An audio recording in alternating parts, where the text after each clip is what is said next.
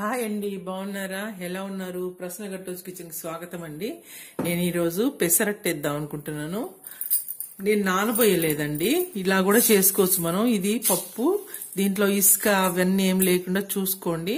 2 సార్లు కడగండి. కడిగిన తర్వాత శుభ్రం అయితే కదా, అప్పుడు మిక్సీ జార్లో కానీ లేకపోతే గ్రైండర్లో కానీ వేసుకొని కొన్ని నీళ్లు పోసుకుంటూ మెత్తని పేస్ట్ లా చేసుకోవాలి. ఇవి నానబెట్టలే కాబట్టి కొంచెం టైం పడుతుంది, కొంచెం నెమ్మదిగా అవుతాయి అన్నమాట, ముద్దకొస్తుంది. ఎందుకంటే గట్టిగా ఉంటాయి కదండి. కొంచెం ముందు పౌడర్ లాగా అయిన తర్వాత కొన్ని నీళ్లు పోసుకుంటూ మెత్తగా చేసుకోవాలన్నమాట. ఈ గ్రైండర్లో అయితే చాలా బాగా అవుతుంది, కొంచెం మిక్సీలో అయితే కొంచెం టైం ఎక్కువ పడుతుంది అనమాట. ఇది నానబోయకుండా ఇలా చేసుకుంటే, అప్పటికప్పుడు రుబ్బి చేసుకుంటే చాలా టేస్టీగా ఉంటాయి, క్రిస్పీగా కూడా ఉంటాయండి. నేను వీటిని కడిగేసి మిక్సీ పడతాను. మిక్సీ పట్టుకొని ఇవి కొన్నే ఉన్నాయండి, ఇంకా మనము గ్రైండర్లో వేస్తే అడుక్కే వెళ్ళిపోతుంది. అందుకని నేను మిక్సీలో చేస్తాను.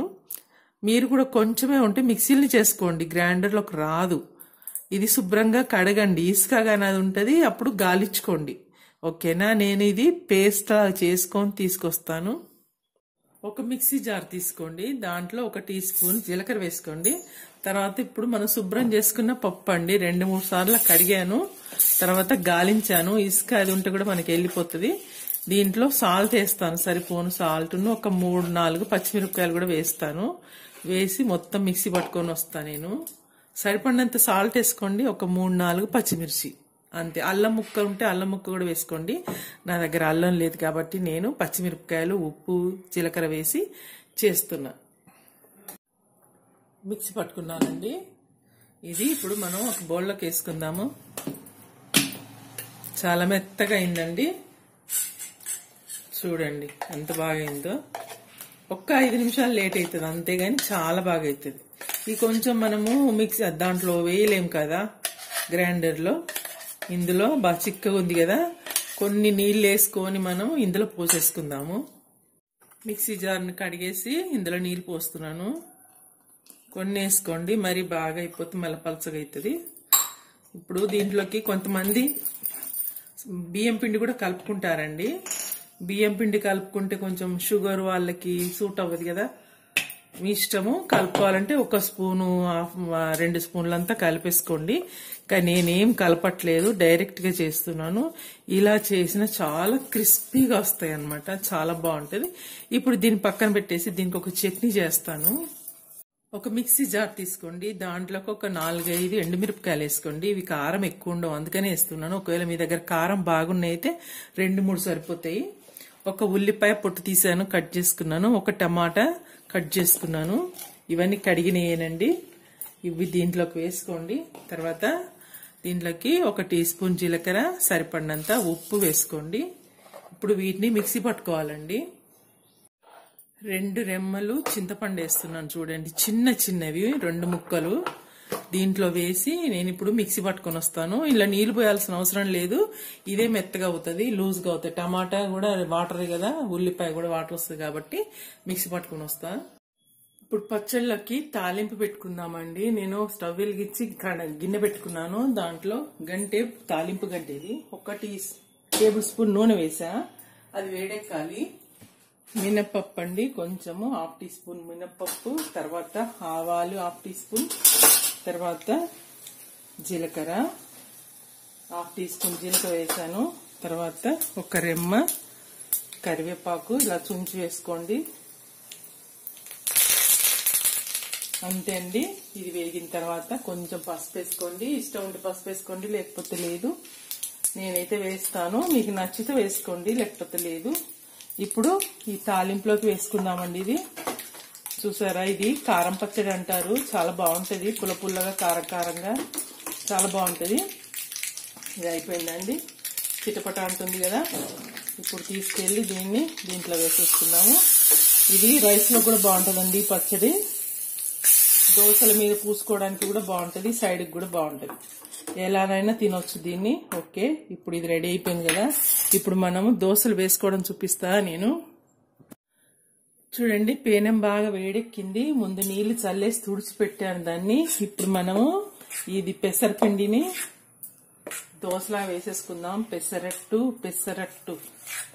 అప్పటికప్పుడు రుబ్బుకొని చేసుకున్న పెసరట్టు అండి. ఇది నానబెట్టే పని లేదు కదా. చూడండి ఎంత బాగా వస్తాయో మీరే చూడండి. ఎంత పలసగైనా చేసుకోవచ్చండి. కొంచెం పెసరట్టు కొంచెం లావుగా ఉంటే బాగుంటది కదా. మీకు ఇందులో బియ్యం పిండి కలుపుకోవాలంటే కూడా కలుపుకోండి. 1 టేబుల్ స్పూన్ అంత కలిపేసుకుంటే కూడా ఇంకా బాగుంటది. కాకపోతే ఇలా ఇంకా ప్యూర్ గా ఉంటే ఇంకా టేస్టీగా ఉంటది అనమాట. ఇప్పుడు కొంచెం ఆయిల్ వేసి ఇలా రుద్దేయండి. మంచిగా మీకు ఎంత రోస్ట్ కావాలనో చేసుకోవచ్చు. కొంచెం ఆయిల్ ఎక్కువ ఉంటే బాగా రోస్ట్ అవుతుందండి, మంచిగా వస్తుంది. మనం ఇంట్లో అయితే అంత ఆయిల్ వేసుకోం కదా. బయట అయితే వాటికి కంపల్సరీగా అట్రాక్ట్ కోసం టేస్ట్ కోసం అని ఎక్కువ వేస్తారు. మీరు కావాలంటే ఎక్కువ వేసుకోవచ్చు. నేనైతే మామూలుగా వేసినాయండి. 1 టీ స్పూన్ అంత వేసాను. దీన్ని మంచిగా కాలేటట్టుగా చూసుకుందాము. ఇప్పుడు నేను చట్నీ చేశాను కదా, అది పైన కూడా రుద్దుకోవచ్చు, లేదంటే సైడ్కి పెట్టుకోనైనా తినొచ్చండి. నేనైతే సైడ్కి పెట్టుకొని తింటాము మేము. ఈ టేస్ట్గా ఉంటుందండి, బాగుంటుంది ఈ చట్నీ. ఈజీగా కూడా చెయ్యొచ్చు. ఊరికే పల్లి పచ్చడి మళ్ళీ తర్వాత కొబ్బరి పచ్చడి ఇలా చేసుకునే కంటే ఒక్కసారి ఇలా చేసుకొని చూడండి, చాలా బాగుంటుంది. కొంచెం క్రిస్పీ అయ్యేదాకా చూద్దామండి. నేను అది మాడకుండా ఉండాలనేసి మంచిగా తీసాను. ఈజీగా వస్తుంది. అది మంచిగా రోస్ట్ అయ్యేదాకా చూద్దాము. చూడండి అయింది, స్టిఫ్గానే అయిందండి. ఇది చూసారా, తీసేస్తున్నాను. ఇంకొకటి వేస్తా.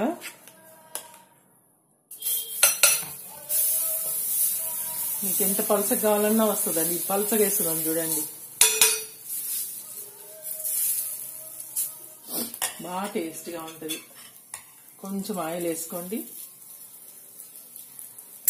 అది చెప్తుంది కదా, కొంచెం ఆయిల్ ఎక్కువ ఉంటే టేస్ట్ బాగుంటుంది. ఆయిల్ కొంచెం వద్దు అనుకుంటే బాగానే ఉంటుంది. ఓకే అండి, అది కాలిన తర్వాత చూస్తాను. ఇప్పుడు మా వారికి ఈ చట్నీ వేసి ఈ దోశ ఇస్తా. చూసారా, బాగుంది కదా. తను చూసి తినేసి ఎలా ఉందో చెప్తారు. ఎట్లుంది నాన్న, బాగుందా? సూపర్ ఉందట అండి, చాలా బాగుంది. చట్నీ కూడా బాగుందన్నారు, దోశ కూడా బాగుందన్నారు.